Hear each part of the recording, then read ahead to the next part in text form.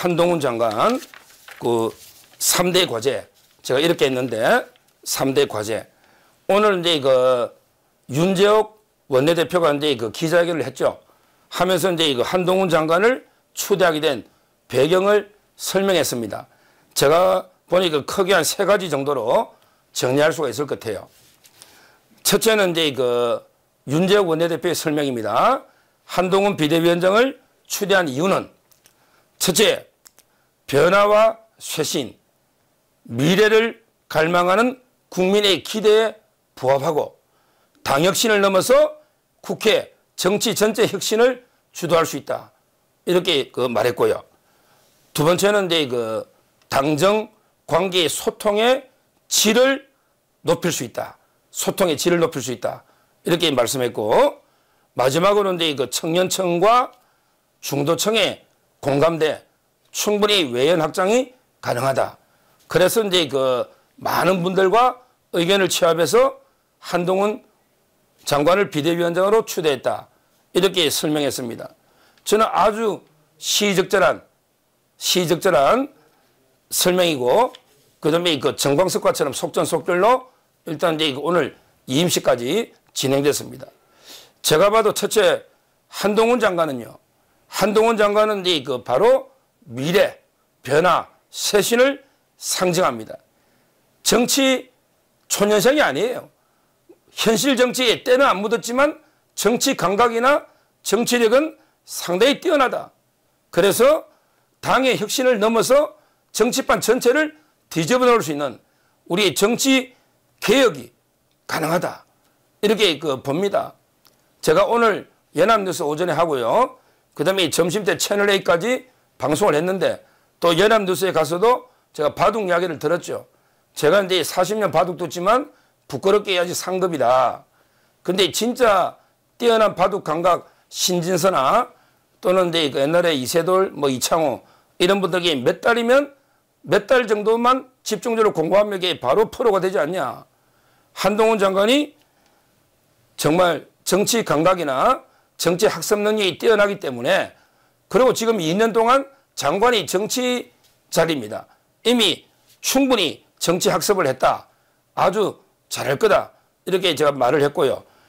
이런 한동훈 장관이 기존의 썩은 낡은 정치판을 완전히 뒤집어서 국민의힘의 개혁을 넘어서 국회 전체 국회까지 정치판을 개혁할 수 있는 이게 저는 적임자다. 첫째 그렇게 보고요. 그 다음에 두 번째 설명 중에 제가 상당히 그 와닿는 게 당정 즉 대통령실과 당 간의 소통의 질을 높인다. 아주 이게 적절한 표현입니다. 지금 어떤 사람에게 무조건 뭐 윤석열 아바타 되면 안 된다. 윤석열한테 쓴소리 해야 된다. 어떻게 하면 이게 그 윤석열 그늘에서 수평적으로 가야 된다. 자꾸 이게 당하고 그다음에 대통령실을 떼어놓으려는 차별화시키려는 이런 게 주장하는 분이 많은데 이거는 전혀 잘못된 주장이다. 지금은 이제 그 윤 대통령 임기가 아직 초반 2년도 안 됐습니다. 이런 경우에 당과 대통령실은 하나가 돼서 원팀으로 하나가 돼서 나아가야 됩니다. 그러기 위해서는 소통의 질을 높이는 이게 아주 중요한 거예요. 무조건 이게 차별화를 위한 인위적으로 차별화가 아닌 겁니다. 물론 이게 대통령실이 잘못한 게 있다면 쓴소리는 해야죠. 한동훈 장관도 그랬잖아요. 나는 평생 누구한테 맹종해 본 적이 없다. 나는 공직 생활 동안 오로지 공공선을 위해서 일해왔다. 맹종하지 않는다. 저는 그게 맞다 봅니다. 어떻게 보면 이게 가장 한동훈 장관이 대통령한테 쓴소리할 수 있는 이런 자리입니다. 왜? 본인의 탄탄한 또 지지도 있는 거고요. 김기현 대표처럼 지지가 없으면 대통령한테 쓴소리 못합니다. 한동훈 장관 본인 팬덤도 있고 또 한동훈 장관이 살아온 길이 절대 남의 눈치 보거나 맹종하는 이런 성격이 아닙니다. 저는 할 말을 하되 또 협조할 거는 충분히 협조를 해야죠. 이게 바로 당정관계 소통의 질을 높이는 적임자가 한동훈이다. 이렇게 윤재옥 원내대표가 설명을 했습니다. 그리고 마지막으로 세 번째, 윤재욱 원내대표는 청년층과 중도층의 공감대, 이게 바로 외연 확장입니다. 저는 한동훈 장관이 외연 확장력이 없다, 이게 정말 가짜뉴스 사기라 봅니다.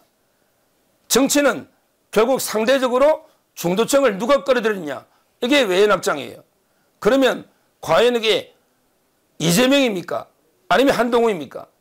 중도층, 우리 중도층은 상당히 제가 소개했지만 능력주의, 정말 능력 있고 자기 맡은 일에 충실하고 그러면서 그게 예의와 품격도 있고 이런 지도자에 목말라 있습니다. 이재명 같은 정말 범죄 혐의자, 수사받고 있는 게 피고인 피의자, 이런 그다음에 인격 파탄자, 쌍욕하고 무상연애하고 온갖 거짓말하는 이런 자를 중도층이 좋아하지 않습니다. 결국 이번 총선은 결국 이재명과 한동훈의 싸움인데 과연 중도층이 이재명 쪽으로 가겠습니까? 저는 한동훈 장관이 이미 받지 않습니까? 동훈 여지도 가는 데마다 팬덤층을 몰고 다니지 않습니까? 그리고 여론에서도 이미 20, 30대에서는 이재명과 거의 동등하게 나오고 있잖아요. 따라서는 청년층이나 중도층의 외연 확장도 이재명보다는 훨씬 흡인력이 있다. 정말 능력주의, 이런 데 국민이 정치인에 대해서 갈망하고 있는데 한동훈 장관이 그걸 욕구를 채워줄 수 있는 흡인력이 있다, 이렇게 봅니다.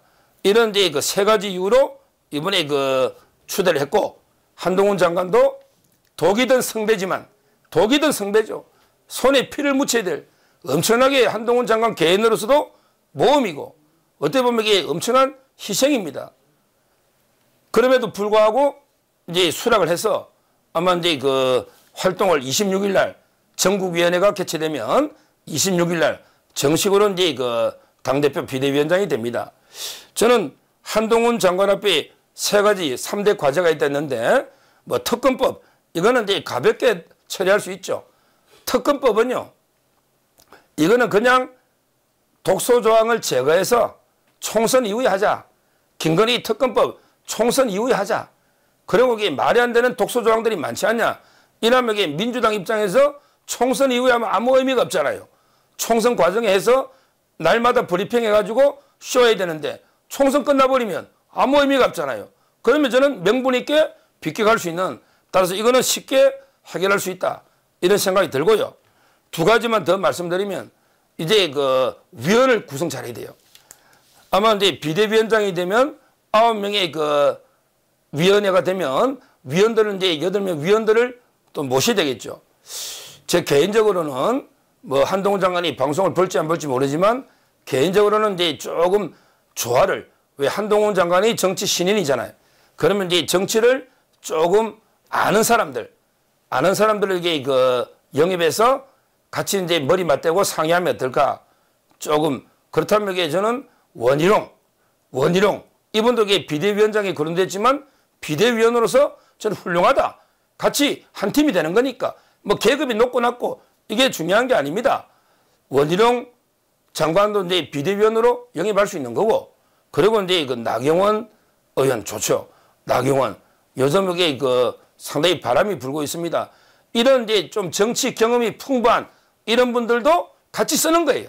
한동훈이 위원장하고 그 위원 중에는 약간 이게 정치금이 풍부한 이런 이제 분들도 일부 쓰고, 그다음에 특히 중요한 거는 절반 정도는 완전히 과감하게 젊은 층으로 이게 물갈해버리는 청년들, 이런 분들을 비대위원으로 대거 또 이게 영입하는 겁니다.